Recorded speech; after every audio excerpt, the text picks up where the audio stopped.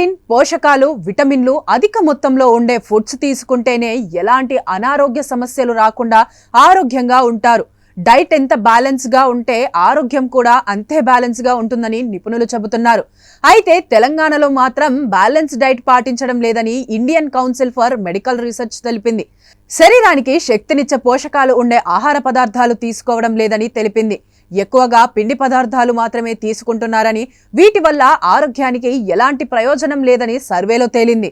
తెలంగాణ ప్రజలు తినే తిండిలో దాదాపు 67% అన్నమే ఉంటుందని ఓ అధ్యయనంలో తేలింది.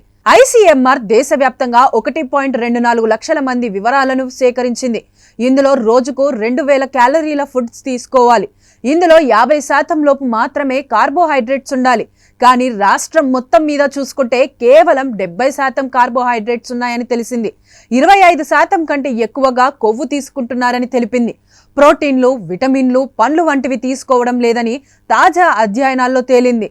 జొన్న రొట్టె, గోధుమ రొట్టె వంటివి తీసుకుంటున్నా ఎలాంటి ఫలితాలు లేవని వెల్లడించింది. పప్పులు తక్కువగా తినడంతో పాటు చికెన్ ఎక్కువగా తింటున్నారని తెలిపింది.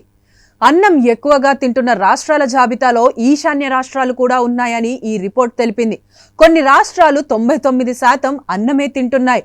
మహారాష్ట్ర, బీహార్, రాజస్థాన్, ఉత్తరప్రదేశ్ వంటి రాష్ట్రాల్లో జొన్నలు, సజ్జలు తీసుకుంటున్నారు. డైట్ ఏం మారడం లేదని అధ్యయనాల్లో తేలింది.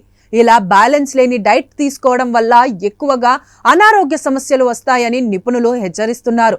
ఫుడ్లో ఎలాంటి పోషకాలు లేకపోవడం వల్ల షుగర్, గుండె జబ్బులు, ఊబకాయం, కొలెస్ట్రాల్ వంటి సమస్యలు పెరుగుతున్నాయని ICMR హెచ్చరించింది. దేశంలో సంభవిస్తున్న మరణాల్లో 68% గుండె, షుగర్ సంబంధిత వ్యాధుల వలన వస్తుందని ICMR తెలిపింది. వీటితో పాటు మద్యం, ధూమపానం వంటివి తీసుకుంటున్నారు. వీటి వల్ల కూడా హెల్త్ బ్యాలెన్స్ అవుతుందని హెచ్చరించారు. ఆరోగ్యంగా ఉండాలంటే ప్రోటీన్ అధికంగా ఉండే ఫుడ్స్ తీసుకోవాలని నిపుణులు తెలిపారు. ఎప్పుడైనా ఎక్కడైనా మీ చేతిలోనే వార్తా ప్రపంచం. మీ మొబైల్లో, మీ కంప్యూటర్లో, మీ టీవీలో సాక్షి టీవీ డిజిటల్ ప్రసారాల కోసం లాగిన్ అవ్వండి. www.youtube.com/సాక్షి టీవీ.